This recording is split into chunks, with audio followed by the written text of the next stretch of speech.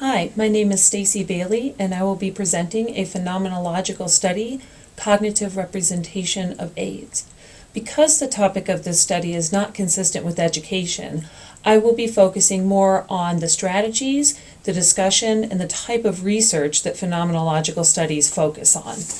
As such, I thought it would be helpful to talk about Creswell's definition. Creswell discusses that a phenomenological study describes the common meeting for several individuals of their lived experiences of a concept or a phenomenon. Phenomenologists focus on describing what all participants have in common as they experience a phenomenon. The basic purpose of phenomenology is to reduce individual experiences with a phenomenon to a description of the universal essence. Creswell, page 76. A general overview of this study: the authors were Anderson and Spencer, and they published in 2002. They chose to do a phenomenological study in which they interviewed 58 people living with AIDS. Their stated purpose for the study was to help nurses assess coping processes and enhance nurse-patient relationships through the compilation of themes that would describe how the participants viewed themselves. The methods that Anderson and Spencer used: the research design was justified through the theories of Colaza, who postulated that the most successful way to conduct this type of research was dependent on the extent to which the questions touched lived experiences distinct from theoretical explanations. To stay consistent with this theory and to access those lived experiences, researchers used 5 open-ended questions to approach their participants. Some participants were also interviewed. 8 participants drew pictures of their views on living with AIDS.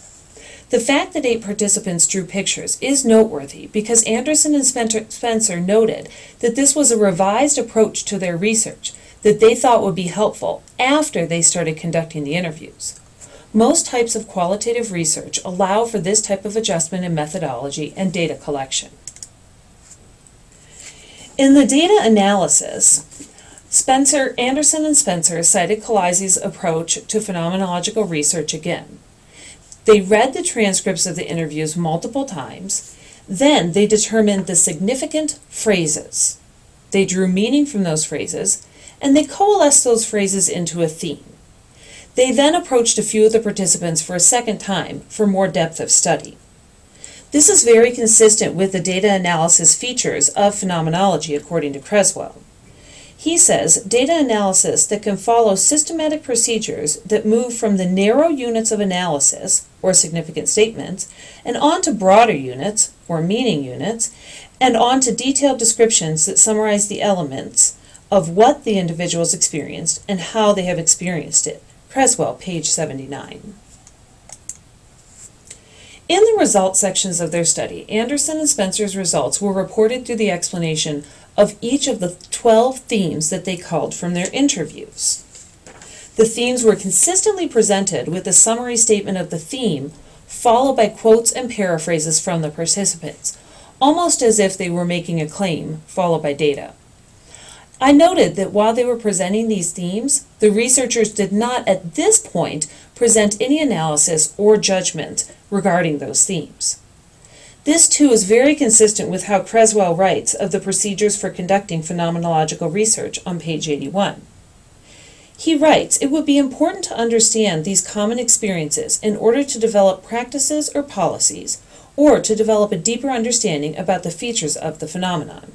In other words, when Anderson and Spencer culled 12 themes from their interviews and supported those with paraphrases from the participants, they followed the recommendation that they should understand the common experiences that all 58 of their participants had.